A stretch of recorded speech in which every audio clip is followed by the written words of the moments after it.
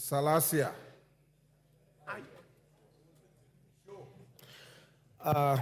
Mr. Speaker, sir, I want to rise to oppose this finance bill on the following grounds.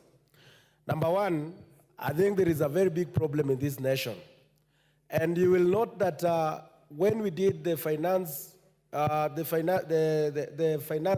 bill of 2023, you noted that even the KRA couldn't be able to raise the amount that they had targeted of about 270 to around 3 billion.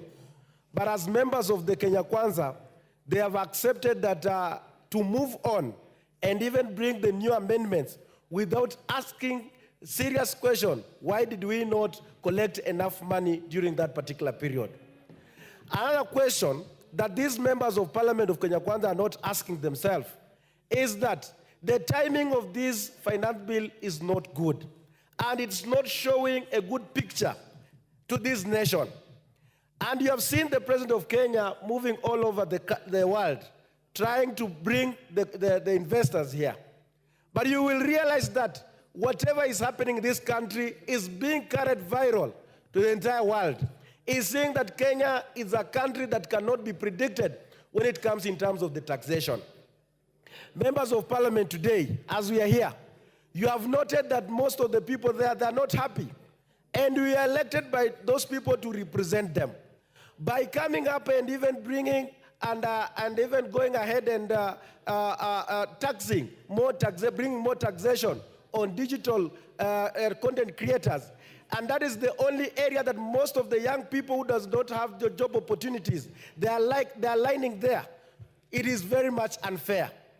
I think it is high time that we need to go back to our budget that we made as members of Parliament. You will realize that as members of Parliament, we did not scrutinize when the President said that we should live within our means. Indeed, even the Parliament, and I want to thank the Speaker and even the Clerk of the National Assembly, they made us today, we are not traveling across the world the way we used to go and learn. But today, you see, even the budget of the Parliament is only 400 million and something. But you see the office of the cabinet is about 1 billion plus something. The office of the Deputy President, 4 billion. The office of the President, 4 billion. The State House, 7 billion. That is what we say that we should live within our means. Members of Parliament, SALASYA, there is a point of order from the chairman of the committee. Yes, Chairman. What standing order? Honorable Speaker, I rise on standing order number 91. And is it in order, Honorable Speaker, for my good friend, and I hate to interrupt him, the Honorable SALASYA, to mislead the House. And Honorable Speaker, one of the reasons why there has been a lot of noise, especially on media platforms, is a misconception there is a taxation that is being introduced on digital, on content creators. Clause 7, Honorable Speaker, because we would like to put this matter to rest, page 555 of the bill, talks about where a resident or an unresident person, being the owner or operator of a digital marketplace or platform, makes or facilitates payment in respect of digital content monetization, goods, property, or service. The amount therefore shall be deemed to be income which is accrued in or was derived from Kenya. This is targeting the big tech companies in the digital platforms that generate their income from Kenya without paying a cent. We have institutions like Netflix, like Google, like Facebook. They generate income here, but don't pay taxation in this country. So this taxation is them paying for the income they generate from Kenya, not the people that generate income from those particular platforms. Thank you. SALASYA. Mr. Speaker, I was just trying to highlight some of the things that has created a lot of emotion. And you will realize that the Kenyans, the way this country is being managed, it is being managed is like something else. Why do you want to play with the minds of Kenyans? Why do you introduce the tax on transportation of sugarcane? Why do you introduce taxation on 16% on bread?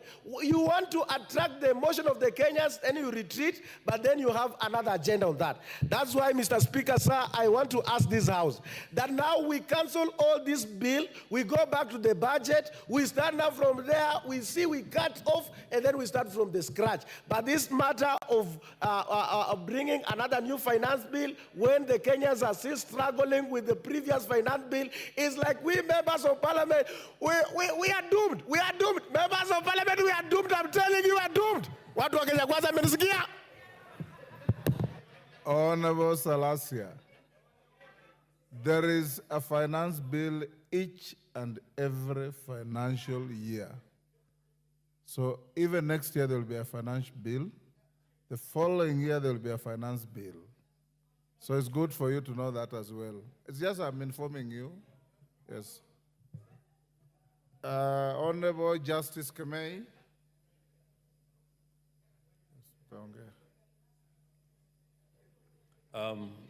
Thank you, Honorable Speaker, for giving me the opportunity to be able to add my voice on the finance bill. Honorable Speaker, my patience was being tested. Speak with a little life, Justice. Yeah. Honorable Speaker, I was saying my patience was being tested, but at least I've gotten the opportunity. I've been here, Honorable Speaker, from 9:30. And it reminded Justice, me... Stop complaining. I've been sitting here from 9:30 as well. Thank you, Mr. Speaker. On the onset, Mr. Speaker, I want to say I support the finance bill. And I do so, Mr. Speaker, without fear or favor. Ever since the finance bill was published, Mr. Speaker, the people of Sigawet's constituency have engaged me. I have responded to all their concerns, and I'm happy, Mr. Speaker, that the recommendations of the Finance Committee do indeed address many of the concerns raised by the people of Sigawet's constituency. In particular, Honorable Speaker, they were against the 16% VAT on bread, they were against 2.5% on motor vehicles, they were against 18% on edible oil. They also told me, Mr. Speaker, to oppose the 18% duty on 18% tax on financial services. Now that most of those concerns, Mr. Speaker, have been addressed, I want to say I do support the bill, and in particular, Mr. Speaker, this is where we will get money under CDF to be able to support our people, and especially to have increased bursaries so that children from poor families can be able to get their education. This is where, Mr. Speaker, we will get money for rural electrification. If there's a pet topic that I do discuss with the people back home at any given time is something called the last mile.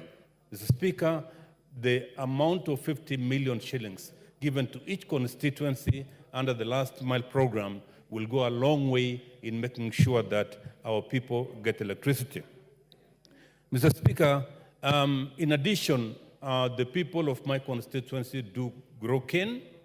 They've got areas at Moron Sugar Company, areas at West Kenya, areas at Chemelil.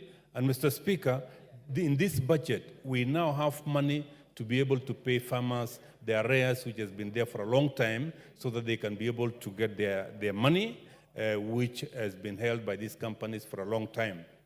I hope, Mr. Speaker, we'll also get some money so that the workers who have been working in these companies can be paid their arrears. And Mr. Speaker, finally, I want to address one issue which was raised by the people. It is on the issue of the JSS. Mr. Speaker, there is money now in this finance bill which will make sure that the JSS teachers in this country who have been working or under the internship program will now be taken on board as permanent and pensionable. But I want to make a point to TSC. Those teachers who went on strike, Mr. Speaker, should not be terminated. They were asking for their rights, and TSC should be considerate enough to withdraw the show cause letters that have been given to our teachers. In Sigawet constituency, 28 teachers have been given show cause letters. So I want to make a special plea to TSC. Please do not sack these people. They were asking for their rights, and within the Constitution, they had a right to do that. With those remarks, Mr. Speaker, I beg to support. Thank you.